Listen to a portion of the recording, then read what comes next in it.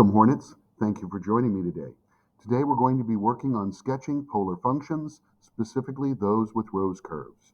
Now, one of the issues with rose curves is that we have to first figure out not only how many petals there are and how far apart they are, but we also have to find out where to begin. Now, this is going to be at one of those maximum distances from the pole, and let's just take a look at the first type, cosine. Now, cosine is actually the easier of the rose curves to work with. We know that the cosine is going to have a symmetry through the polar axis, and that helps. All right, so the way we're going to do this is we have to first begin by identifying where to start and then how far apart. Once again, two pieces. Now, to figure out how far apart, all we have to do is take the total degrees, 360, and divide by the number of petals. In this case, there will always be twice when it's even and exact when it's odd. So if I had a 3, there would be 3 petals. I divide by 3. Because there is a 2, I have to make sure that I now multiply.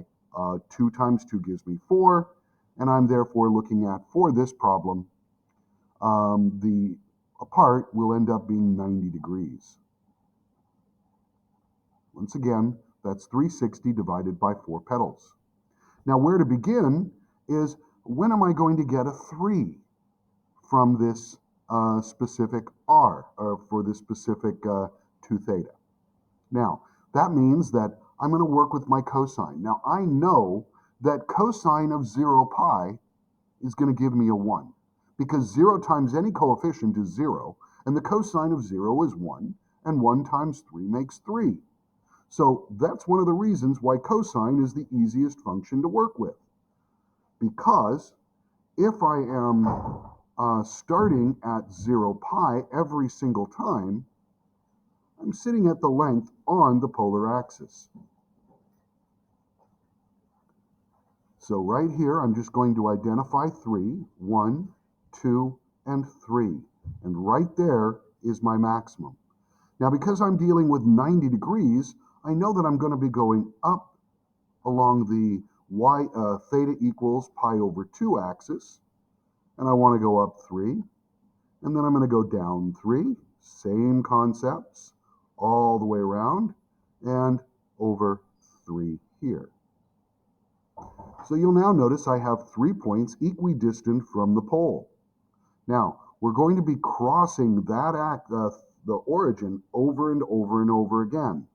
So we start off by cruising along until we get our 0. Now, this is going to create an arc. Now, it's a little bit more of a do shape, so think about it as a do shape. Okay? That's a do shape right there. Okay? Like a drop of water dropping from a board that's vertical or horizontal, dropping down. Now, as it cuts through, it creates another do shape here. Notice we now have our arc. We're then going to have to go back through, and it's going to go out here. Once again, a little bit flatter at the end. We don't want it to be a point. We want to make sure that these are differentiable. Oh, goes up, cruises. Goes down, cuts through, and then back down and ends. So we now have to find out, what are these values that we have kept hitting that's going to make us having that 0, right? Now we know that it's going to be based upon, when do I get a 0? Equaling 3 cosine 2 theta. Now, if you were in my pre-calculus class, I would tell you to let alpha equal 2 theta, so that I can work with 0 equals 3 cosine alpha. And working with that, that means when is cosine alpha equal to 0? Now we know cosine alpha is equal to 0 at pi over 2. And we know that alpha is 0 at 3 pi over 2, and that they are 180 degrees apart. Now, because of that, I can either work with a formula that's going to be 180 degrees apart, or I can work with a formula that just adds 360 and I don't worry about it. Anything that is a coterminal or exact value of the other, I just don't worry. Okay? Once again, it's up to you.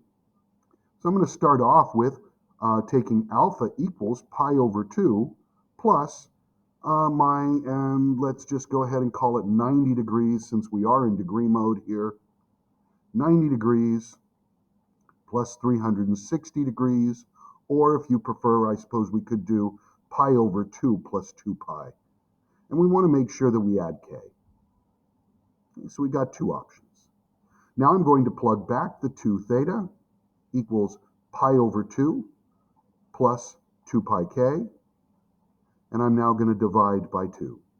Everything gets divided by 2, multiplied by a half. So theta has to be pi over 4 plus a pi k. That means that my first value is when k equals 0, and when k equals 0, I'm going to have a 0 at pi over 4. That's the first one. We could also use 45 degrees if we're dealing with degrees. Then I'm going to have adding pi. So pi over 4 plus is going to give me 5 pi over 4. There's another one. 0, 5 pi over 4. Now let's go ahead and just look at the other option. That was theta equals 3 pi over 2, 2 theta equals 3 pi over 2 plus 2 pi k. And I'm therefore looking at 3 pi over 4 plus pi k. And that's going to give me the other ones.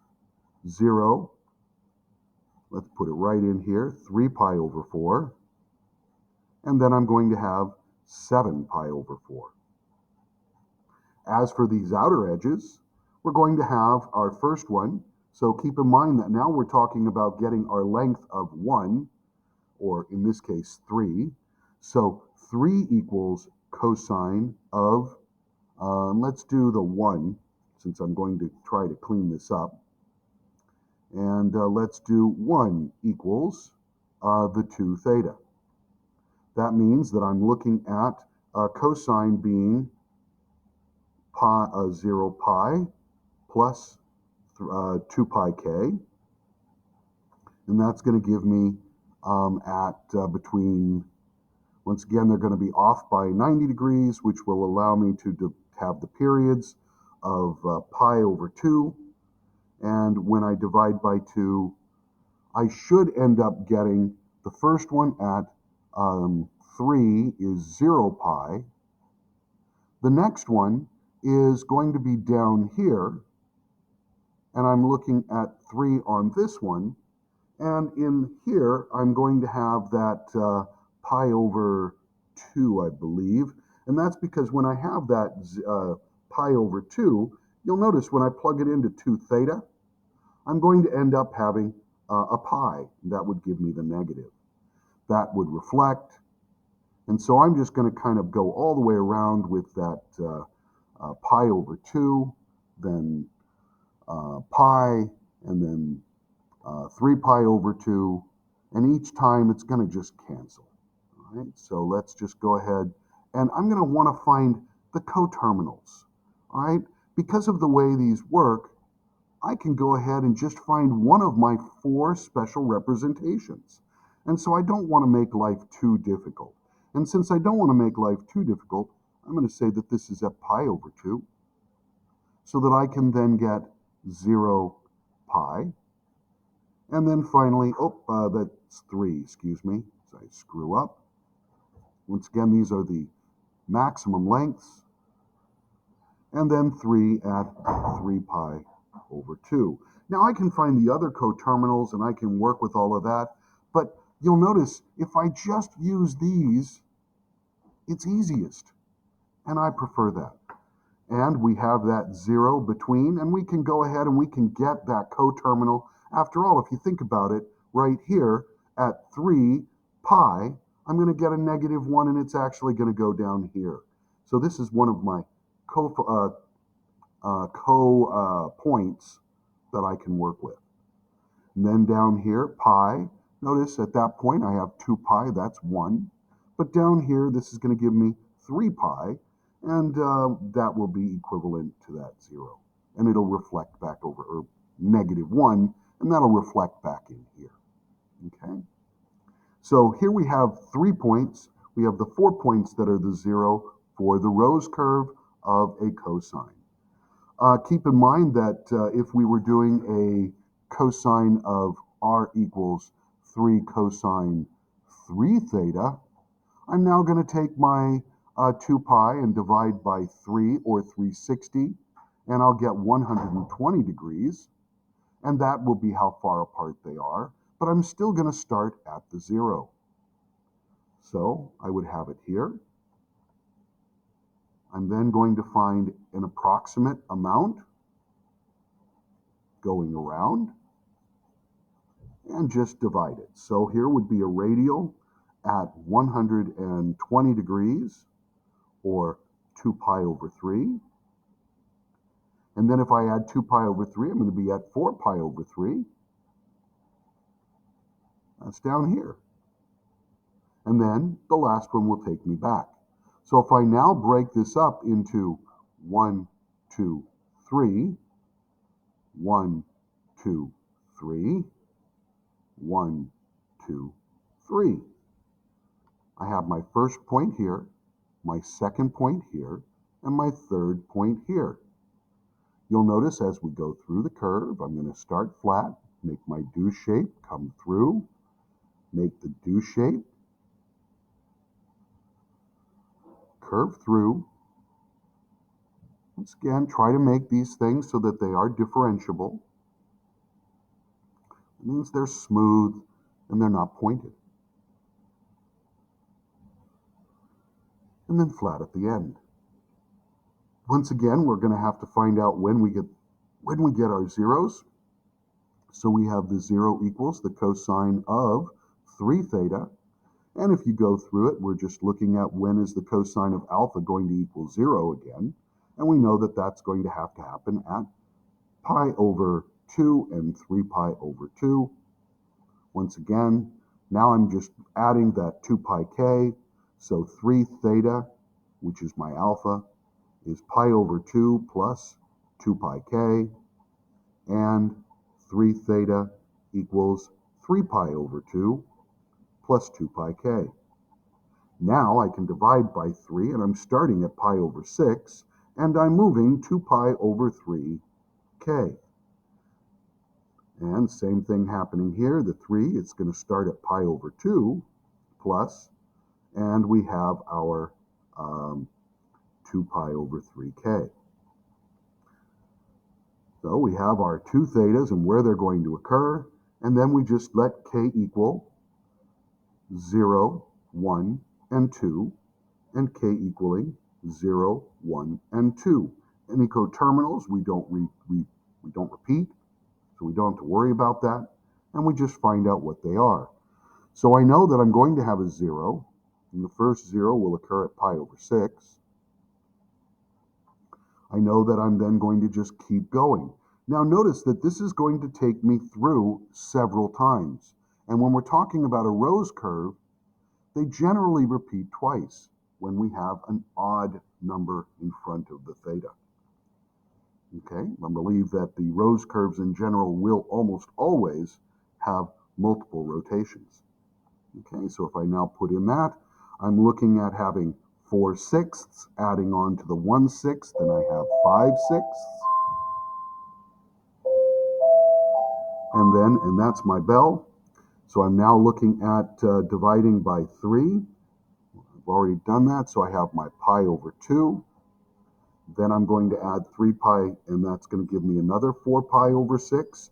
And you'll notice that's now going to give me 4 pi over 6 plus 3 pi over 6 is 7 pi over 6. And then I'm going to add another 4 pi over 6, and that's going to give me 11 pi over 6. And I just make sure that I keep going until I no longer have to worry about it. So here I have another one here. This is going to give me 4. That's 9 pi over 6, which is 3 pi over 2. And that's my last one. Now, if you wish, you can arrange them in order. Finding this 3, I'm going to use the idea of starting at 0 pi. I'm going to use this amount for my co-point, and I'm going to have 3 at 2 pi over 3. And then I'm going to finish with 3 at 4 pi over 3. And I'm going to have to stop my rose curves for the cosine. I hope this has helped. Please continue to practice, and I'll be giving another video working with the rose curve of sine later on. Thank you very much, Hornets. Please have a great day. Remember, it's easy to be mean, so try to be nice to each other. Thank you. Be well. Take care. Cheers.